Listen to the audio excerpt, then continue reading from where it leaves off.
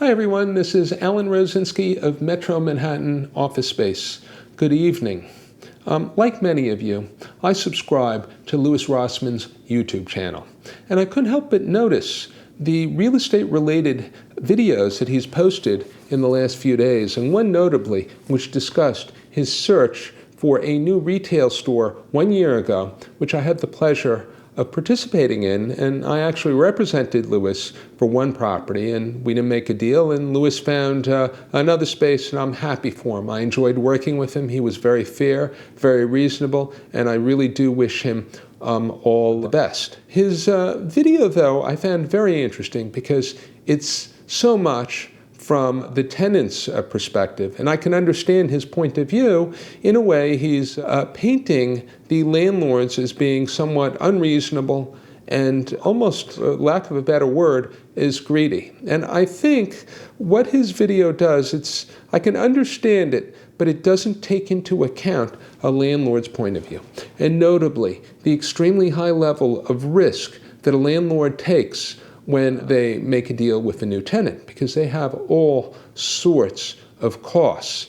They have to make all variety of concessions. They have brokerage expenses, which can be for their broker, an outside broker, any improvements they make to the space. Now, generally for retail, the tenant builds, but if there's something basically wrong with the building, the landlord may be liable for certain work, if the floor is uneven, if there's no package unit AC, and these things can get expensive. Then there's a cost of free rent. If a tenant signs a lease for 10 years, that free rent can be as high as 6 months, 9 months. So the landlord has to be very, very careful, because if something goes wrong, they are going to be out a lot of money. Let's say the cost of concessions equals about a year's rent. And what happens if in 2 years that tenant leaves? And the majority of offers that landlords get on spaces, they're from small companies that maybe don't have the strongest financials in the world. They do get security deposit landlords, but they're still terribly exposed, because even if they take the security, what if it takes them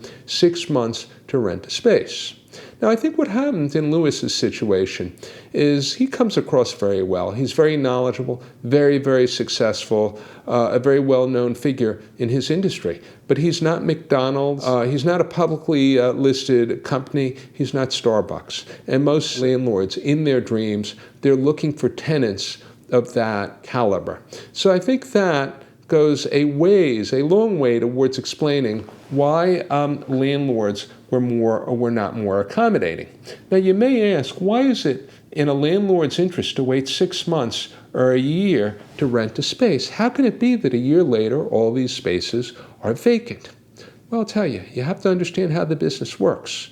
When landlords have to be very picky, but when they get a tenant, if that tenant's a good tenant, they'll be in that space the whole life of the business. That tenant may remain there 10 years, 15, 20, 25 years if it's a business with the ability to last over decades. So isn't it worth it for the landlord to wait 6 months, a year, 18 months to get the right tenant? It's such a key decision for a landlord.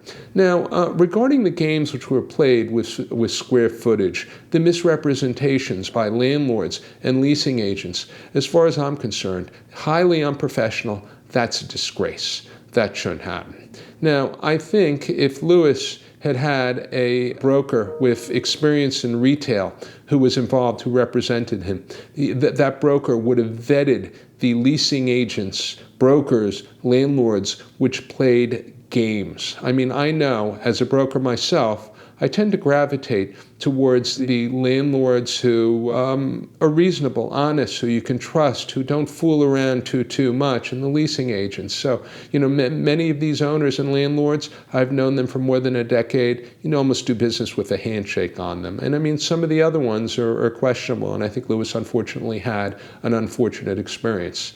But I've heard he's going to be publishing other real estate related videos, and I very much look forward to seeing the content. If you have any questions or comments, please feel free to tweet them to me. My Twitter handle is @Metro Manhattan, and of course, please feel free to subscribe to my YouTube channel. Until the next time, take care now and have a nice evening.